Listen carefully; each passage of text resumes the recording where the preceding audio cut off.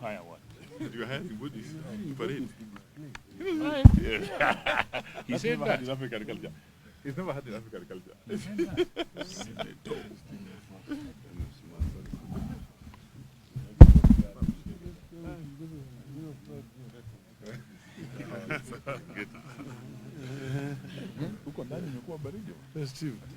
It's at least warmer here.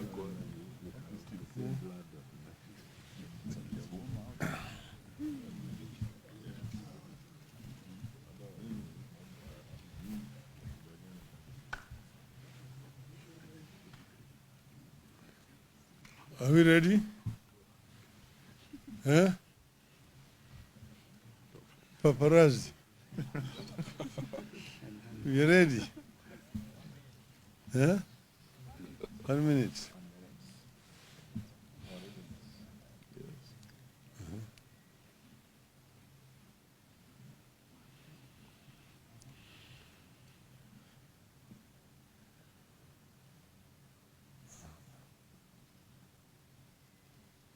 The minute is over. You ready now? Huh? Okay. This is a statement by Azimio Moja on scheduled talks. We have met today to review the situation in the country against the background of planned dialogue with Kenya Kwanza. The meeting also took place against the background of a running somber mood across different parts of the country, occasioned by police brutality. If you want to know how brutal and murderous our security forces were in the protests, you have to pay attention to the burials that are taking place across Kenya. You have all attended some, and we will be attending some more in the near future. We can confirm that police killed and wounded many Kenyans. It should never have happened. It should never have happened again. And more importantly, we will do whatever it takes to ensure justice for the victims. We will ensure the perpetrators of these crimes pay. And it is actually very disappointing to see a statement from Inspector General of Police, Mr. Comey, saying that we hired dead bodies to accuse police of brutality. I don't know in which world he lives. Because the bodies we've been burying have bullet wounds on them. And death certificates confirming the cause of death. One whose neck was just chopped off in Sondo. Another one was a victim of arrow attack. So these are real deaths of human beings killed by Mr. Comey's goons, masquerading as police officers. We continue to extend our sincere, heartfelt condolences to families who lost loved ones and those who were injured.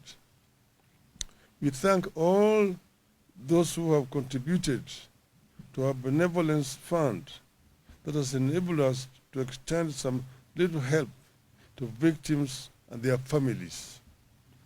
We continue gathering data on victims, both the dead and the wounded, and will continue extending to them whatever help we can.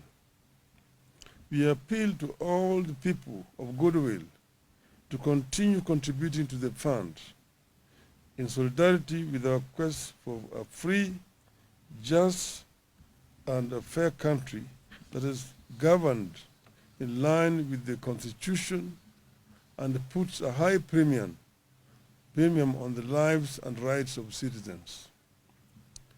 If Kenya was governed by the rule of law, if Kenya had a caring government, the people we are burying and those recuperating would not have suffered that fate. Regarding the planned talks with the Kenya Kwanza, we are here to announce that we are ready. We are particularly ready to return to Bomas of Kenya.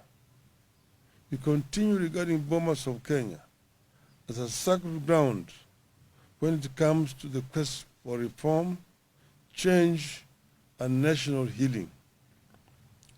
Our team remains as previously announced. One is His Excellency Stephen Kalonzo Musyoka, who is the delegation leader. Two, Honorable James Opiah Wandayi, leader of Minority Party, who will be the spokesperson for the delegation. Honorable Eugene Wamalwa, party leader of DAP. Honorable Kongo Mogeni, Nyamira, and Honorable Amina Unyanzi, MP Malindi. The issues for discussion from our side remain: 1, cost of living; 2, audit of the 2022 presidential election results; 3, restructuring and reconstitution of the Independent Electoral and Boundaries Commission and related matters; 4, measures to prevent interference with political parties; 5, outstanding constitutional matters, that is, governance issues, adequate checks and balances, and the question of boundaries delimitation. As we said earlier, the team we have picked reflects the importance we attach to these talks. We picked the team with a full understanding that the country is on a wrong trajectory. Anyone who thinks otherwise is being delusional. With this reality in mind, we have put in place a technical and legal team to support our delegation to the dialogue. Consequently, we have settled on Honorable Jeremiah Kioni, the Secretary General of the Jubilee Party, to head the legal and technical team to the talks. We have tasked our delegation and our technical teams under the able leadership of His Excellency Kalonzo and Kioni to go to these talks with courage of and open minds. It takes courage and open minds to establish common ground in situations of dispute. We have told our delegation, and we want all Kenyans to understand, that engaging in honest dialogue does not amount to surrender or cowardice. You must see it as an act of strength and a matter of common sense. We remain committed to negotiating in good faith on the basis of a plan to achieve a comprehensive settlement of the country's problems through dialogue. We stand for transparent, above board, and speedy talks guided by decorum, honesty, and respect for the people of Kenya.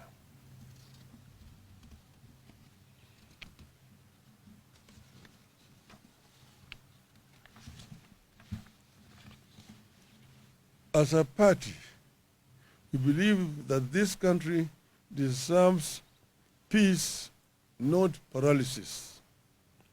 That is why we have stood down our protests to give dialogue and peace a chance. We appeal to Kenya Kwanza that vitriol must now end because it won't work.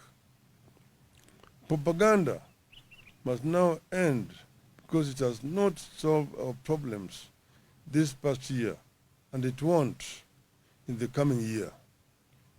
Our people and the whole world are watching us, and we encourage them to watch us and to hold us to account.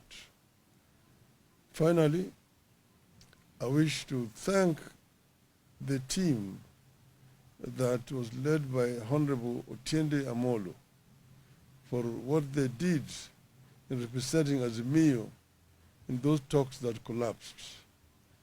They have agreed to remain as a backup to the team that we have just selected here today. And we thank them for the showing solidarity, courage in representing Azimio in those talks. Very finally, I want to reiterate once again here, Azimio is not interested in handshake. We don't want to shake anybody's hands, particularly those people whose hands are tainted with blood of innocent Kenyans. But we have agreed to negotiate in good faith, as we have mentioned, so that we can be able to move our country from where it is today to a peace, so that justice can finally be our shield and defender. Thank you. Well done. Thank you very much. Very good. I think they're okay. I think we're okay. So. Appreciate it.